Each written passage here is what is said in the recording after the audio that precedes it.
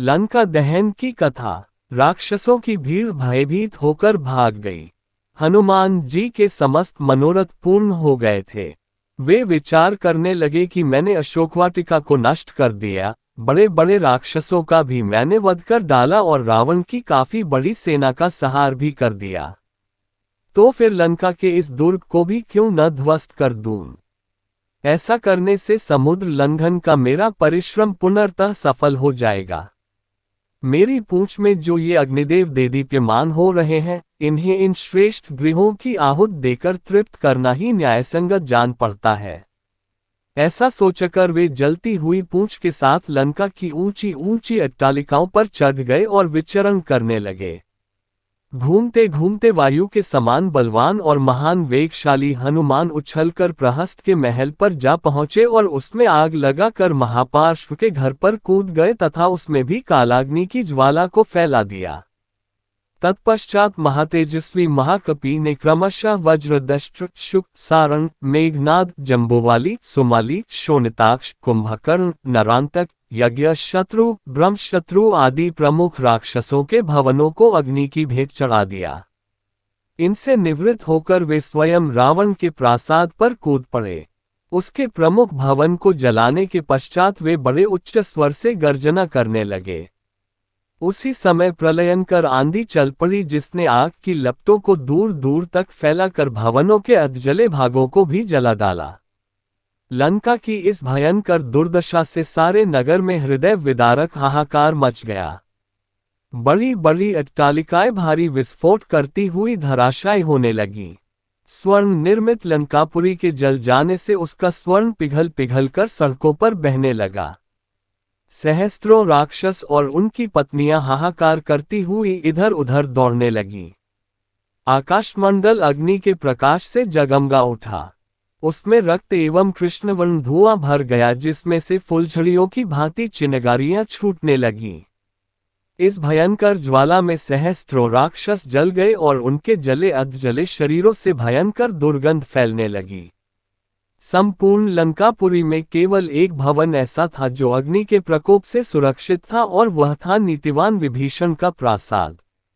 लंका को भस्मीभूत करने के पश्चात वे पुनः अशोकवाटिका में सीता के पास पहुंचे। उन्हें सादर प्रणाम करके बोले, हे माता, अब मैं यहाँ से श्री रामचंद्र जी के पास लौट रहा हूँ। रावण को और लंकावासियों को मैंने राघव की शक्ति का थोड़ा सा आभास करा दिया है। अब आप निर्भय होकर रहें। अब शीघ्र ही रामचंद्र जी वानर सेना के साथ लंका पर आक्रमण करेंगे और रावण को मारकर आपको अपने साथ ले जाएंगे। अब मुझे आज्ञा दे ताकि मैं लौटकर आपका शुभ संदेश श्री रामचंद्र जी को सुनाऊं, जिससे वे आपको छुड़ाने की व्यवस्था करें। ये कहकर और सीता जी को धैर्य बंधाकर हनुमान अपने कटक की ओर चल पड़े। जनकनंदिनी से विदा लेकर तीव्र वेग से विशाल सागर को पार करते हुए हनुमान वापस सागर के उस तट पर पहुंचे, जहां असंख्य वानर जांबवंत के और अंगद के साथ उनकी प्रतीक्षा में आंखें बिछाए बैठे थे। अपने साथियों को देखकर हनुमान ने आकाश में ही भयंकर गर्जना की, जिसे सुनकर जांबवंत ने प्रसन्नतापूर्वक कहा, मित्रों, हनुमान की इस गर्जना से प्रतीत होता है कि वे अपने उद्देश्य में सफल होकर लौटे हैं। इसलिए हमें खड़े होकर हर्षध्वनि के साथ उनका स्वागत करना चाहिए। उन्होंने हमें ये सौभाग्य प्रदान किया है कि हम लौटकर रामचंद्र जी और वानरराज सुग्रीव को अपना मुख दिखा सकें। इतने में ही हनुमान ने वहां पहुंचकर सबका अभिवादन किया और लंका का समाचार कह सुनाया। जब सब वानरों ने सीता से हुई भेंट का समाचार सुना तो उनके हृदय प्रसन्नता से भर उठा और वे श्री रामचंद्र तथा पवनसुत की जय जयकार से वातावरण को गुंजायमान लगे। इसके पश्चात वे लोग हनुमान को आगे करके सुग्रीव के निवास स्थान प्रस्रवण पर्वत की ओर चले। मार्ग में वे मधुवन नामक वाटिका में पहुंचे, जिसकी रक्षा का भार सुग्रीव के मामा दधिमुख पर था। इस वाटिका के फल अत्यंत स्वादिष्ट थे और उनका उपयोग केवल राजपरिवार के लिए सीमित था।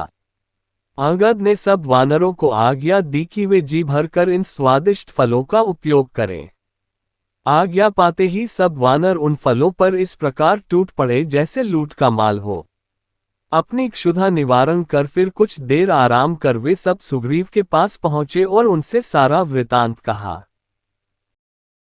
इसी भगवान की वीडियो देखने के लिए सब्सक्राइब करें चैनल को और बेल आइकॉन दबाएं।